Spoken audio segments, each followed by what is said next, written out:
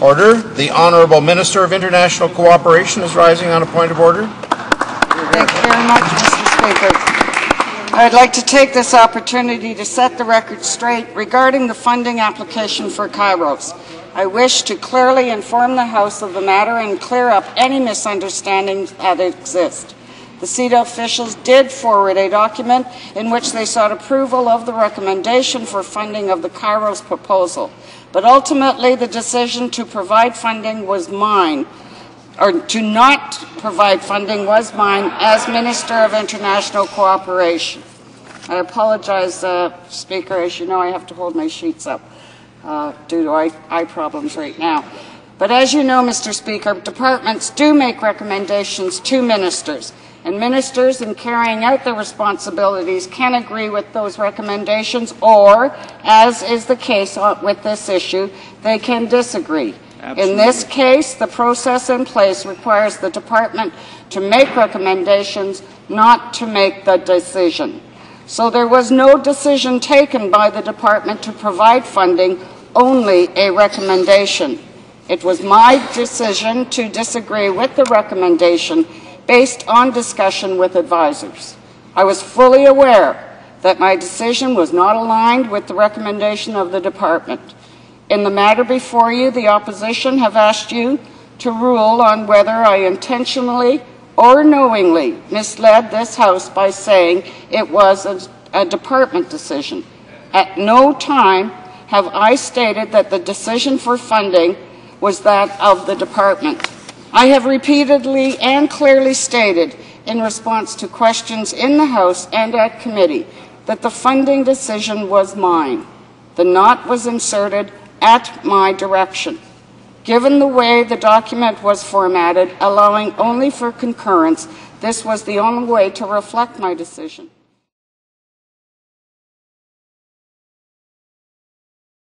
You signed off. You were the one. I signed off on all of the documents. And you're the one that wrote the not.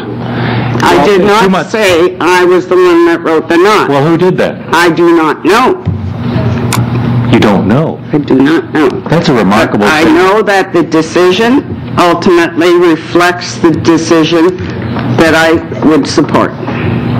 Well, then there's only 3 people that could have written the not. It's not true. 2 of them are sitting at this table, so who wrote it? I cannot say who wrote the not. However, I will tell you the ultimate decision reflects the decision of the minister and the government. Well, was this not put in by some interloper? Is there some override on a minister's decision? I said, as I clearly said, the decision reflects the decision of the government, the minister.